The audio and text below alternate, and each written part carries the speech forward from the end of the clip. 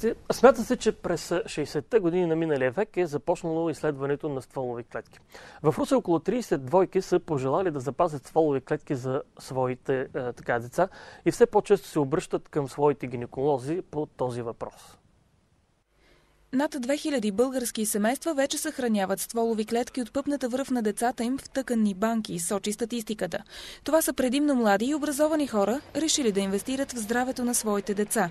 Само през миналата година близо 20 двойки в община Тутракан са пожелали да застраховат децата си от опасни болести, според данни на местното лечебно заведение.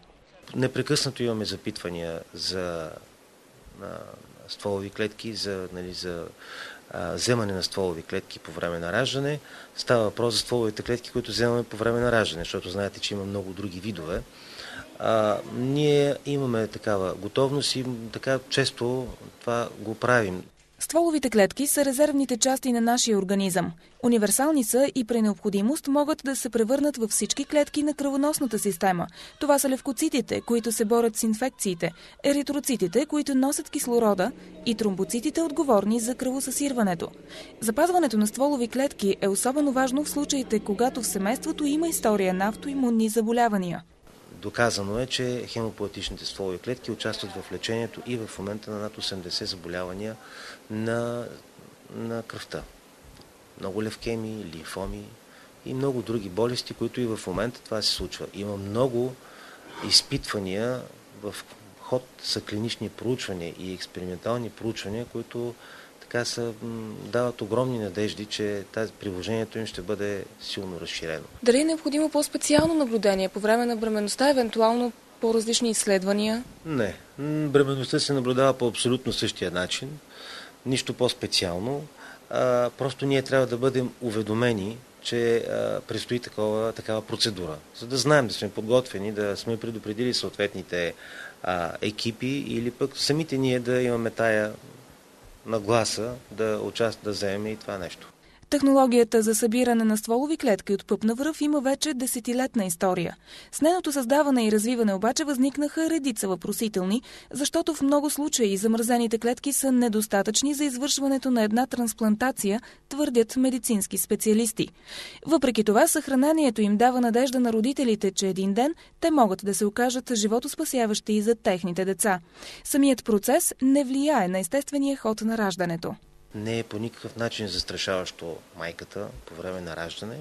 Вероятно знаете, че стволовите клетки са хемопоетични. Те се вземат от кръвта, изтичаща от пъпната връв и от плацентата непосредствено след раждане.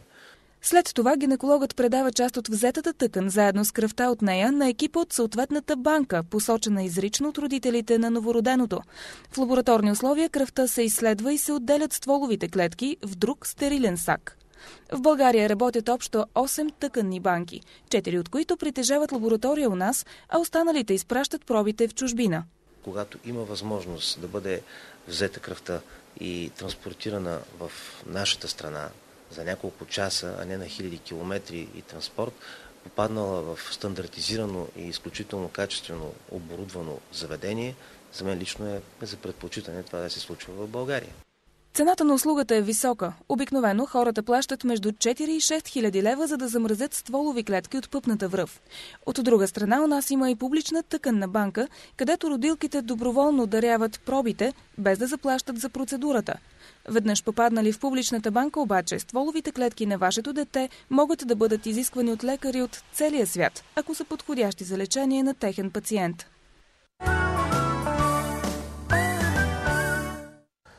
Женя Хаджистоянова и Станислава Русева са мои гости по втората тема за стволовите клетки. Първо да ви благодаря, че дойдохте чак от Варна. Благодаря да ви за поканата. Тук при нас. Какво представляват стволовите клетки? Стволовите клетки, най-общо казано, представляват неопределени, недиференцирани клетки, които имат така забележителен потенциал да се превръщат във всякакъв друг тип клетки на човешкия организъм, и нервни, и кръвни, и мускулни. Именно тази тяхна способност за трансформация дава възможност, образно казано, те да действат като ремонтираща система за човешкия организъм. Стволови клетки на практика има в организма на възрастния човек, в нашите тела също са налични такива клетки. Известно е, че при необходимост... От нас, извинявайте, че ви прекъсвам, не могат да ги извадят вече, като сме възрастни. При необходимост могат. При необходимост могат да бъдат излечени от костния мозък, но тези, които се съдържат в пъпната връв и могат да бъдат събрани по време на раждането, имат няколко съществени предимства, които искам да се спра, за да кажем защо тези от пъпна връв са по-надежден трансплант. На първо място, клетките, които могат да бъдат събрани, стволовите клетки от пъпната връв, са имунологично по-малко зрели, в резултат на което тяхната възможност за трансформация в друг тип специализирани клетки е много по-голяма, много по-са надежни в тая посока.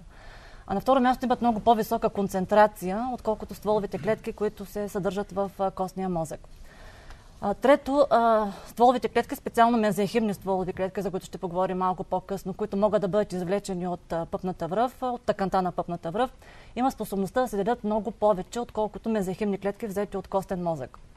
При направен сравнителен анализ относно способността за деление на мезенхимни клетки, взети от пъпна връв и такива взети от костен мозък, е установено, че стволовите клетки, които са извлечени мезенхимните от пъпна връв, се размножават до 20 пъти, докато тези, които са извлечени от костен мозък, само 5. Стволовите клетки от пъпна връв не са подложени на влиянието на околната среда, не са подложени на стареене. И всички тези фактори дават основание да се смята, че излечените от пъпна връв стволови клетки са много по-надежни за една успешна трансплантация, отколкото стволовите клетки от костен мозък. Затова ли е важно те да бъдат взети точно по време на раждането? Да, важно е това да бъдат взети по време на раждането. Освен това, в този момент могат да бъдат взети два вида стволови клетки. Това са хемопоетичните стволови клетки, които извличаме от кръвта, и мезенхимни стволови клетки, които, както колежката каза, са от самата тъкан на пъпната връв. Тук сте ни донесли тази кутия. В тази кутия ли се съхраняват всъщност стволовите клетки? Тази кутия се транспортира. Това е транспортна кутия, която е за временно съхранение на стволовите клетки. Какво значи клетки. това? В болницата Хикс, примерно в града, се вземат стволови клетки с тази кутия. Какво има в нея? Тази кутия предварително е в семейството. Когато той е сключил договор с съответната банка, получава една такава кутия, с която влиза в родилна зала, дамата влиза да ражда обязателно с тая кутия, тъй като тя е единственото място, където могат да бъдат събрани стволови клетки. Примерно от вашата клиника човек присъства ли този гинеколога взема стволовите клетки и ги слага в тази кутия? Гинеколога или акушерка, значи това е процедура, която по закон задължително трябва да бъде извършена от медицинско лице. Процедурата е изключително безопасна, изключително лесна, отнема не повече от 5-10 минути. На практика детенцето вече е извън майката. Пъпната връв е клампирана, но все още не е прерязана. Момента за вземане на стволови клетки е преди отлепянето на плацентата, тъй като тогава има най-голямо налягане в умбиликалната вена. Тогава има възможност да се вземе най-голямо количество кръв, от което последствие да бъдат излечени хемопоетични клетки. Мога да покажа. Покажете ми всъщност какво има в тази кутия. Тя се дава на всяко семейство, което иска. Което е решило при да се подписване на договор, всяко семейство получава тази кутия, която трябва да всички неща в нея са стерилно опаковани, както сакчето за кръвта, така и проветката за тъканта. На практика нашите са отворени, за да можем да покажем какво представляват. Това е сакчето, в което се събира кръвта, която циркулира в пъпната връв и от която последствие се извличат така наречените хемопоетични клетки. Сакчето е с вместимост 150 мл, но са достатъчни 40-50 мл да и се слагат в тази пластмаса. Да, посредством тези игли, които са с разширен диаметър за максимизиране на обема на взетото количество. Антикоагулант специфичен има, който възпрепятства развалянето на кръвта, докато стигне до лаборатория. Поставя се в това контейнерче. Разбира се, защипват се тия клампи на сакчето. Ако семейството е избрало пакет, при който освен хемопоетични, желая да съхрани и другия вид мезенхимни клетки, едно 15 см парченце пъпна връв се отрязва, което се поставя в такава специфична проветка, която също съдържа разтвор, който да възпрепятства нейното разваляне, докато стигне в лаборатория. И другия компонент, който слагаме в това сакче, който задължително трябва да пристигне в лабораторията заедно с кръвта и тъканта от пъпната връв, е кръв от вената на майката, която да се изследва за специфични заболявания, дали не са налични в нейния организъм към момента на раждането, за да може да се гарантира, че тая проба е чиста и един ден използваема и надеждна за трансплантация. Поставят се тези неща в това контейнерче. Контейнерчета са снабдени с специален чип, който записва цялата температурна информация, през която минава пробата от вземането в родилна зала до влизането в лаборатория, като тъканите банки имаме задължение, европейска директива, която ни задължава до максимум 72 часа да доведеме стволовите клетки от родилна зала в лабораторията за обработка. Добре идва примерно вашият екип от Варна, защото в Русе няма подобна клиника и въобще където се събират стволови клетки, чака пред родилна зала, дават им целия този контейнер. И вие за къде тръгвате? Прибирате се във Варна? Наша банката, която ние представляваме, не е в България, в Великобритания е локализирана. Тази пъпна връв и кръв се съхраняват в Великобритания. Този биологичен материал се транспортира с одобрени специални куриери, които имат лиценз да превозват такъв тип биологичен материал. До 72 часа максимум. Разбира се, не го стигаме този максимален час, но преди обедните раждания до 24 часа влизат в лаборатория, след обедните до 40 часа. В България има ли банка, където да се съхраняват подобни неща? Има и български банки. Има български въпрос на избор на семейството е. Друго съществено, което искаме да кажем е, че този биологичен материал не се замразява така доставен от родилната зала, на него му се прави специална обработка, специално за хемопоетичните клетки, за да бъдат извлечени от кръвта. Тази кръв се разделя на съставните й части, червени кръвни телца, плазма и отделно се извличат, преброяват се стволовите клетки и се прави анализ, разбира се, за тяхната жизнеспособност. И това е информация, която семейството получава на сертификата, който получава до около месец след раждането. Обработка се прави на пъпната връв също. Това е парченца 15 см. Това във Великобритания ли се прави? Всичко се прави. Това е специализиран персонал, високо квалифициран, при изключително спазване на нормите за стерилност и чистота на обработка на пробата. Само да довърша, това 15 см парченце пъпна връв се разделя на 4 парченца, съхранява се на 4 отделни места и при необходимост тези мезенхимни клетки могат да се делят, да се мултиплицират и да се, на практика ще кажем после какво е тяхното приложение за регенеративна медицина. Услугата струва в зависимост от избора на семейството, дали е решило да съхрани хемопоетични и мезенхимни стволови клетки. Цената варира от 4200 до 5200 лева. Предлагаме различни периоди на съхранение между 20 и 25 години. А тези 5200 лева, знаете, че ви прекъсвам, всяка година ли се плаща? Не, плаща се първоначална авансова сума, която е от 1200 лева, а останалата част от сумата по избор на семейството може да бъде разсрочена съответно на 12 или на 24 равни месечни вноски. Но същественото, което искаме да подчертаем е, че тази сума от 5200 за съхранение на двата вида клетки покрива целия 20 годишен период на съхранение. Т.е. периодично не се изискват от семейството нито такси, нито допълнителни суми за управление, съхранение или други допълнителни неща. Има клауза в договора, която казва, че на практика цената е окончателна и не подлежи на промяна през следващите 20 години. Семейството е собственик на тия клетки 20 години срещу тази цена. Сега ще видим репортаж, който направи колежката Редина Костадинова с една майка, която иска да запази стволови клетки за детето си. Тя има много въпроси.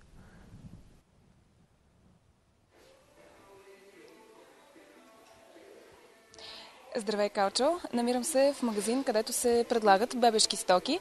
Тук, освен родителите, които идват да пазаруват за децата си, много често и бъдещи майки разглеждат щандовете, за да се ориентират в многообразието от стоки въобще на пазара. А и разбира се, в това няма абсолютно нищо странно. Нормално е още от началото на бременността едно семейство да започне да търси информация за всичко и навсякъде. А особено когато става дума пък за здравето на детето, знаем, че никога не е нито твърде рано, нито твърде късно.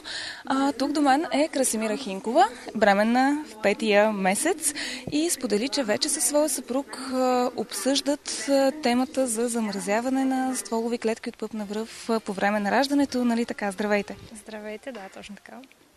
Как се решихте на една такава стъпка и въобще окончателно ли взехте решение? Какви са колебанията ви? Окончателно още не, защото е малко рано. Предполагам, че още месец-два ще помислим, ще проучим възможностите. Научих за тая процедура, всъщност чувала бях и преди това, преди да забременея, но преди 3 седмици гледах предаване точно по темата и се замислих сериозно. Обсъдих го с съпруга ми. Той няма нищо против, но информацията, която трябва да съберем е доста. Не се намира толкова лесно, доста е противоречива. Общо дето си трябва едно истинско проучване. Кои са основните ви източни на информация на този етап? Интернет, предполагам, ще се свържа с някои от частните тъканни банки, които са в нашата страна, за да почерпя информация от първоизточника. Лекари, все още не сме правили стъпки да го обсъдим нито с моят лекар, но предстои.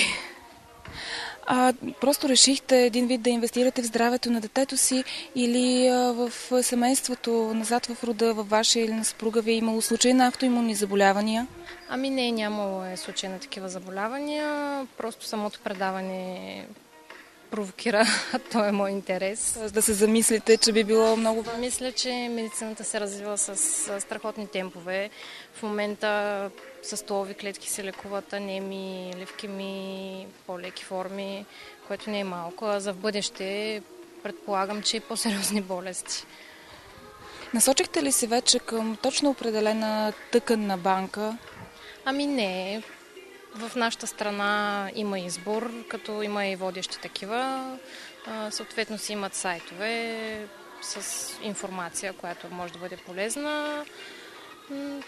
Имам някои предпочитания, но те първо. Може би основният водещ фактор при семейства като вашето, които тепърва обмислят възможността, е стойността на услугата. Знаем, че тя не е никак евтина. Вие какво знаете по въпроса? Всъщност какво ще ви коства? Ами, за цени конкретно не бих искала да говоря, защото различни са. Общо всяка банка срещу съответните услуги, които предлага, от самата процедура по извличане до съхранението в различен период от време, 20-25 години, цената варира. Освен това, не е ясно поменато, предполагам договора, който подпишеш, това ще има информация. Дали има допълнителни такси, годишно обслужване. Има много въпроси, които те първа трябва да се предстои да изясня. Ще се формира, може би, крайната цена. Имам някаква представа долу-горе около каква сума. Не е малка, но може да е значително по-голяма и по-малка, не знам. А споделихте ли вече с гинеколога, който наблюдава бременността ви, тези намерения? Все още не. Предполагам на следващия преглед, близкия месец, ще го обсъдим какви са възможности това да се случи точно в нашата болница. А понеже стана въпрос, че в България има няколко тъканни банки, част от тях обаче имат лаборатории на територията на страната, други съхраняват клетките, т.е. ги транспортират в чужбина. Вие към каква банка бихте се насочила? По-скоро такава, която ги съхранява на територията на нашата страна. Смятам, че, как да кажа, е по-сигурно. Може би заради комуникацията, която може би ще се осъществи по-бързо. Не, че това е гаранция, но така си мисля, вярвам си в българското здравеопазване. Аз ви желая на вас една лека бременност, всичко да мине, както се казва, по мед и масло. Калчо, това е за сега от тук.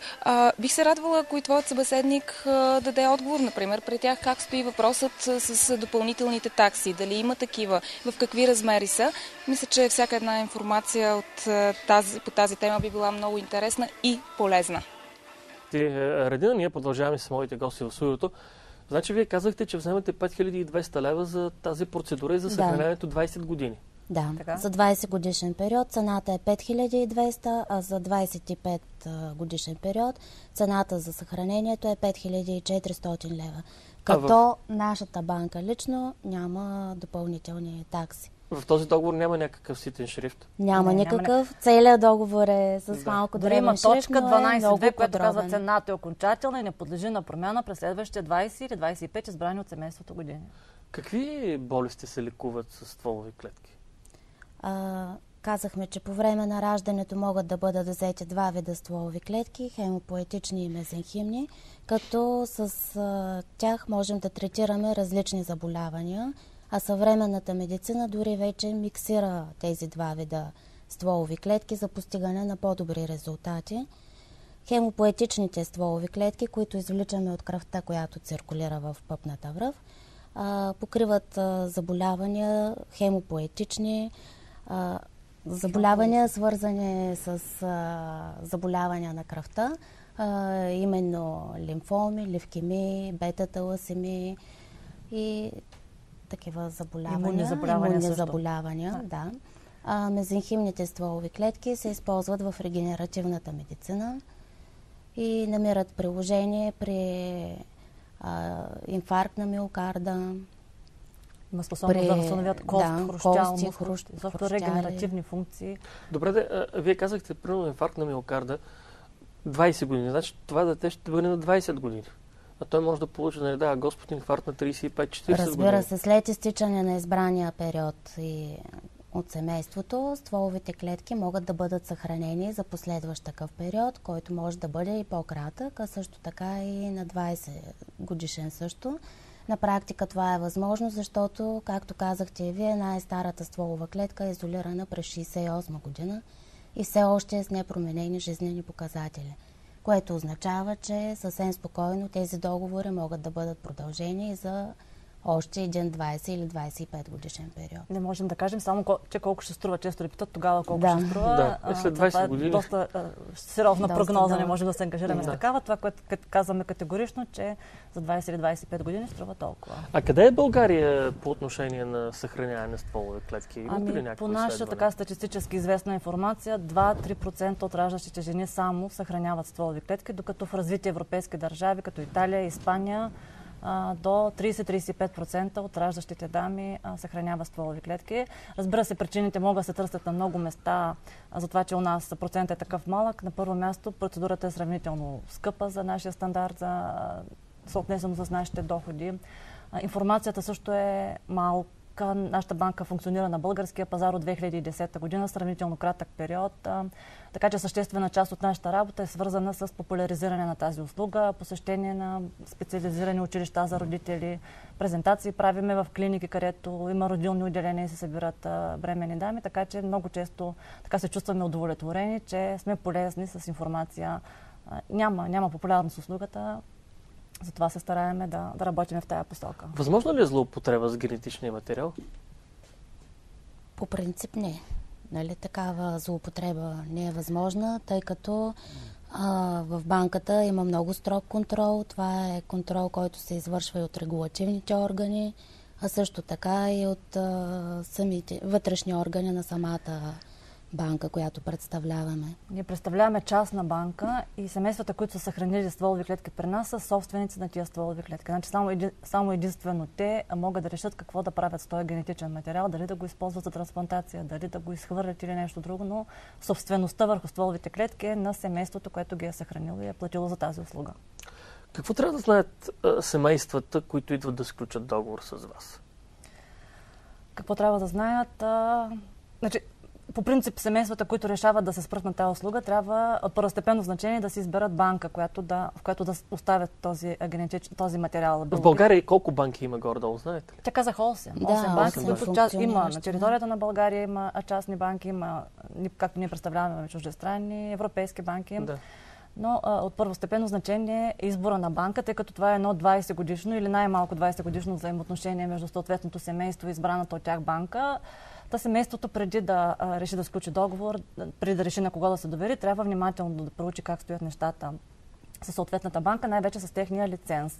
Какво означава акредитация и лицензиране на една тъканна банка?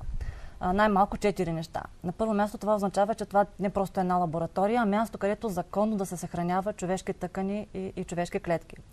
На второ място, това означава, че този биологичен материал може законно да бъде транспортиран в рамките на отделната държава, както и между отделните държави също.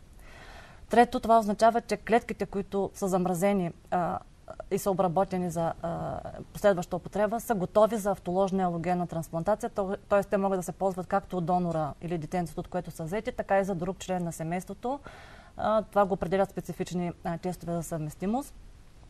И на четвърто място, наличието на лиценз означава, че законно във всяка една трансплантационна клиника, не само в Европа, но и в света, тези стволови клетки са приети като материал за трансплантация. Тоест, ето тук възникна, ако примерно от моето дете съм запазил стволови клетки, те могат да бъдат използвани и за мен и за майка му, така ли? Разбира се, да. Казваме, че услугата е фамилна, тъй като тези стволови клетки взети от това детенце могат да се използват за други членове на семейството. Въпрос на тест за съвместимост. Прави се специален тест, ДНК анализ, който изследва 6 медицински показатели. Ако има съвпадение по 4 от тях, лекарите казват, да, тези стволови клетки от този донор са използваеми за друг член на семейството, като най-честа е съвместимостта с братчета и сестрички. Дори световната медицина познава много случаи, когато за да се излекува голямо болно детенце, специално се създава второ детенце, брат или сестричка, от което да се взема стволови клетки, за да се направи съответната трансплантация и да се помогне на голямото Има ли детенце. такива случаи до сега? Разбира се, от нашата банка миналата година успешна трансплантация в Йордания се развива случая. Детенце болно от анемия на Фалкони. Това е заболяване, при което костният мозък не произвежда кръвни клетки. Прогнозите за живот на такова дете са 16-18, максимум 20 години. Така след дълго ходене по мъгите, неговите родители откриват медицински екип, който дава идея да се направи трансплантация с стволови клетки. След няколко неуспешни инвитро опита, поредният се оказва успешен, ражда се сестричка, при която за щастие тия тестове за съвместимост дават пълна съвместимост между новородената сестричка и голямото болно детенце. Прави се съответната трансплантация. Детето се възстановява само за около месец време от това заболяване, изписано с така блестящи прогнози за живот, върнато към нормалния си начин, ходи на училище, играе футбол и изобщо живее нов живот благодарение на стволовите клетки, взети от сестричката му по време на раждането. Много пътувате из страната, за да презентирате. Има ли интерес към подобно нещо? Хората да се запазят стволови клетки или цената е определяща, която ги спира? Не, цената не е определяща. Все по-широка популярност получава тази услуга и в България. Затова и ние сме го приели като наша политика, като наша мисия да популяризираме тази услуга. И аз ви благодаря за участието. Времето Времето ни е изтече. Надявам се да сме били полезни към нашите зрители. Благодарим за поканата. Това беше от нас, уважаеми зрители. Желая ви приятен ден.